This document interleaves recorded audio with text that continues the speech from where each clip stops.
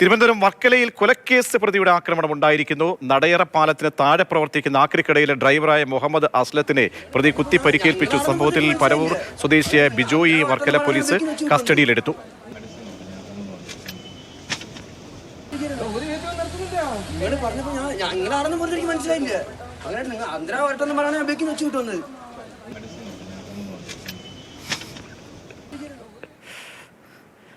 ഇന്ദുലേഖ ചേരുന്നുണ്ട്.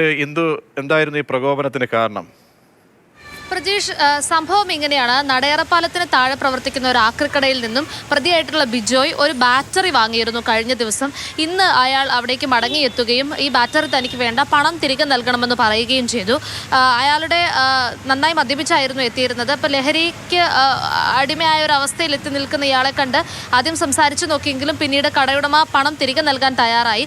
1500 രൂപ മടക്കി നൽകുകയും ബാറ്ററി എടുക്കുകയും ചെയ്തു. പക്ഷേ നന്നായി മദ്യപിച്ചിരുന്ന ഇയാൾക്ക് ഈ പണം മതിയാവാതെ വരികയും പിന്നീട് അവിടെ ഒരു വാക്തർക്കം ഉണ്ടാവുകയും ചെയ്ത് കടയുടമയെ ഉപദ്രവിക്കാൻ ശ്രമിച്ചു. അത് തടയാനായിട്ടാണ് 24-കാരനായിട്ടുള്ള മുഹമ്മദ് അസ്ലം ഇടയിൽ കയറുന്നത്.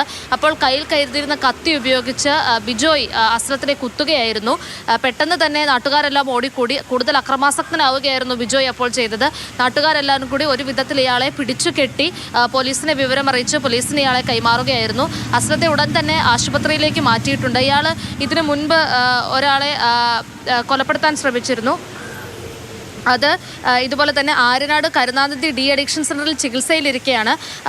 അപ്പോൾ സഹതാമസക്കാരനായിരുന്ന കഴക്കൂട്ടം സ്വദേശിയെ ചെടിച്ചട്ടി കൊണ്ട് തലക്കടിച്ച് കൊലപ്പെടുത്തിയ കേസിലാണ് ഇയാൾ മുൻപ് ശിക്ഷ അനുഭവിച്ചിരുന്നത്. അതിനുശേഷം പുറത്തിറങ്ങിയാണ് പിന്നീട് ഇത്തരത്തിലൊരു സംഭവം നടക്കുന്നത്. ശരി, ഇന്ദുലേഖ തിരുവനന്തപുരത്ത് നിന്ന് വിവരങ്ങൾ നൽകിയത്.